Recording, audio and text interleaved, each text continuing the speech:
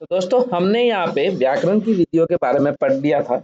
और आज हम यहाँ पे देखने वाले हैं गद्य शिक्षण विधियों के बारे में। व्याकरण विधियों के अंदर हमने देखा था आगमन विधि, निगमन विधि, आगमन निगमन विधि, सूत्र विधि, समवाय विधि, भाषा, ससर्ग विधि। ये सब विधियां जो थी वो हमारी व्याकरण की विधियां थी। और अब हम जो यहाँ पे पढ़ने वाले हैं वो गद्य शिक्षण विधियां होने वाली है, और उम्मीद है आपके सभी टॉपिक क्लियर होते जा रहे होंगे। अब प्री रीड की जो तैयारी कर रहे हैं तो उनके लिए ये बहुत ही हेल्पफुल होने वाला है। अब बात करते हैं गद्य शिक्षण विधि के अंदर। तो सबसे पहले देखते हैं गद्य शिक्षण के अंदर। तो देखिए, जब गद्य की बात की जाती है तो गद्य के अंदर क्या होता है, तो आपने देखा होगा गद्य के अंदर नॉर्मली क्या पढ़ा जाता है। गद्य भाग किसे कह सकते हैं? आपको पता है कि हिंदी में दो भाग होंगे, गद्य और पद्य। आपने गद्य के बारे में सुना होगा और पद्य के बारे में भी सुना होगा। अब सबसे पहले बात करते हैं कि गद्य शब्द आया तो आया कहाँ से। तो सबसे पहले बात करें तो गद्य गद्य शब्द का संस्कृत कि कौन सी धातु से आया है? गद धातु से। कौन सी धातु से बना है? गद धातु से बना है। अब देखिए, सबसे पहली बात तो यार ये क्लियर हुई कि गद्य शब्द संस्कृत की गद धातु से बना है। अब देखिए, गद गद धातु का शाब्दिक अर्थ क्या हो सकता है, तो उसके बारे में देखते हैं। अब देखिए, जिसका शाब्दिक अर्थ क्या होगा, यानी कि गद का मतलब भी क्या होता है? अर्थ स्पष्ट करना।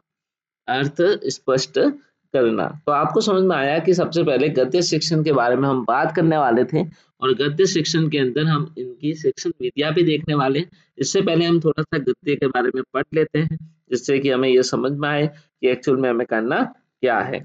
आपको पता है कि जब भी गद्य की बात की जाती है तो गद्य के अंदर आपको पता है कि गद्य के अंदर छंद शास्त्रों का यूज नहीं किया जाता है। पद्य के अंदर तो होता ही है, लेकिन गद्य के अंदर नहीं होता है। तो गद्य शब्द जो है वो संस्कृत की गद धातु से बनी है, जिसका शाब्दिक अर्थ क्या होता है? गद्य का अर्थ स्पष्ट करना। अब बात करते हैं गद्य रचना। गद्य रचना क्या होती है? तो देखिए, एक ऐसी रचना जो संत शास्त्रों के नियमों से रहित हो। कैसी हो? संत शास्त्रों के नियम से रहित हो, वह क्या कहलाती है? गद्य रचना कहलाती है। अब देखो, छंद शास्त्रों का मतलब ये है कि जैसे मान लो आप अलंकार रहित है, रस रहित है, आपने सुना होगा इसके बारे में। तो यदि ये नियम इसके अंदर नहीं काम कर रहे हैं तो ये क्या रहेंगे? गद्य रचना कहलाती है। अब गद्य रचना के अंदर आपने देखा होगा, कहानी पढ़ी होगी आपने, नाटक वगैरह सुने होंगे, ये सभी क्या है? गद्य के भाग हो गए। तो गद्य एकदम क्या होता है? गद्य एकदम छंद शास्त्रों के नियमों से बिल्कुल रहित होता है। इसी को अपन क्या कहते हैं? गद्य रचना भी कहलाती है। आपको समझ में आया गद्य रचना क्या है? गद्य शब्द कहाँ से आया? तो गद धातु से आया है। गद का मतलब क्या होता है? तो अर्थ स्पष्ट करना गद्य का मतलब होता है। हमने यहाँ तक ये क्लियर कर दिया। अब आगे बढ़ते हैं, और आगे अपन यहाँ पे देखने वाले हैं वो देखने वाले हैं गद्य शिक्षण के उद्देश्य। अब देखिए, ये उद्देश्य छात्र के होते हैं या अध्यापक के होते हैं। पहली बात तो यहाँ पे ये क्वेश्चन क्लियर कर लेते हैं कि देखिए, गद्य शिक्षण के उद्देश्य हम पढ़े। तो गद्य शिक्षण के उद्देश्य में बात करें तो ये बताइए कि गद्य शिक्षण के उद्देश्य छात्र के होंगे या फिर अध्यापक के होंगे। तो हम बात करें तो ये उद्देश्य जो होंगे वो किसके होंगे? अध्यापक के होंगे। गद्य शिक्षण के उद्देश्य किसके होंगे? अध्यापक के होंगे। उद्देश्य कैसे होंगे? तो उद्देश्य ये होंगे कि उद्देश्य में अध्यापक को बालक यानी कि छात्र को कैसे शिक्षण करवाना है। ये सभी उद्देश्य हम किसके बारे में बात करते हैं? अध्यापक के बारे में बात करते हैं। इसमें छात्र की बात नहीं करते। छात्र का तो हित होता है, छात्र को कैसे शिक्षण करवाना है, कैसे प्रक्रिया करवानी है, वो सब इसके अंदर देखा जाता है। तो आइए मैं आपको बता देता हूँ, सबसे पहला यहाँ पे सेक्शन देखने वाले हैं। सबसे पहला यहाँ पे सेक्शन देखने वाले हैं तो वो यहाँ पे देख सकते हैं। तो देखिए, पहला यहाँ पे देख दिया गया है, काठिन्य निवारण करेगा। अब देखिए, काठिन्य निवारण कैसे करेगा? तो इसके अंदर पहला उद्देश्य ये रहता है कि शिक्षक जो होता है वो बच्चों के कई बार समस्या आती है। समस्या क्या आई? तो समस्या ये आई कि बालक को मान लो कोई शब्द है जो समझ में नहीं आ रहा, तो उन कठिन शब्दार्थों का क्या बताएगा? अर्थ बताएंगे। क्या बताएंगे? अर्थ बताएंगे। ये क्या हो गया? गद्य शिक्षण का पहला उद्देश्य हो गया। दूसरा उद्देश्य देखते हैं। तो दूसरा उद्देश्य ये कह रहा है कि रचना का मूल भाव प्रकट करेंगे। अब जो भी आप यहाँ पे गद्य शिक्षण करवा रहे हो, तो गद्य शिक्षण के अंदर जिस प्रकार से बालक को स्पष्टीकरण दोगे आप हम समझाएंगे कि किस तरीके से ये बात कही गई या किस तरीके से ये मोहरा कया गया, या कुछ भी आप जैसे टॉपिक कुछ ले रहे हो तो उसमें मूल भाव प्रकट होना बहुत जरूरी है। उसी की तरह तीसरा यहाँ पे देखिए, रचना में आए लोकोक्ति या मुहावरे का जो भी ज्ञान होता है वो आप इस बच्चे को करवाओगे। तो इसका गद्य शिक्षण का उद्देश्य क्या होता है कि इसके अंदर आप रचना में आए लोकोक्ति, मुहावरे आदि का ज्ञान करवाओगे। उसके बाद रचना का मूल भाव क्या होगा वो प्रकट करना पड़ेगा। फिर बच्चे को कठिन शब्दावली क्या उसका ज्ञान करवाओगे। तो यहाँ पे कुछ ऐसे मैंने आपको यहाँ पे उद्देश्य बताए। अब एक और उद्देश्य देखते हैं लास्ट। अब बात करते हैं कि जो भी ज्ञान प्राप्त हुआ बालक को, वो उसके जीवन में क्या हो सके, प्रयोग हो सके। इसलिए ऐसा प्रयास आपको करना है कि वो बालक अपना ज्ञान यहाँ से अपने आने वाले समय में प्रयोग कर सके और ऐसा तैयार हो सके कि जीवन के अंदर आगे बढ़ सके। तो ये सभी क्या है, गद्य शिक्षण के आपके उद्देश्य हो गए। अब बात करते हैं गद्य शिक्षण की प्रमुख शिक्षण विधियां। अब देखिए गद्य शिक्षण की प्रमुख शिक्षण विधियां हम यहाँ पे देखने वाले हैं। तो सबसे पहले यहाँ पे देख लेते हैं प्रमुख शिक्षण विधियां क्या है। तो सबसे पहले देखिए यहाँ पे 3 शिक्षण विधियां प्रमुख दी गई है। पहली है अर्थबोध, जिसे उद्बोधन विधि के नाम से भी जाना जाता है। अर्थबोध जिसे उद्बोधन विधि के नाम से भी जाना जाता है। एक आती है प्रश्नोत्तर विधि, और इसे अपन प्रश्नोत्तर विधि को सुकराती विधि भी बोल सकते हैं। क्या बोल सकते हैं, सुकराती विधि भी बोल सकते हैं।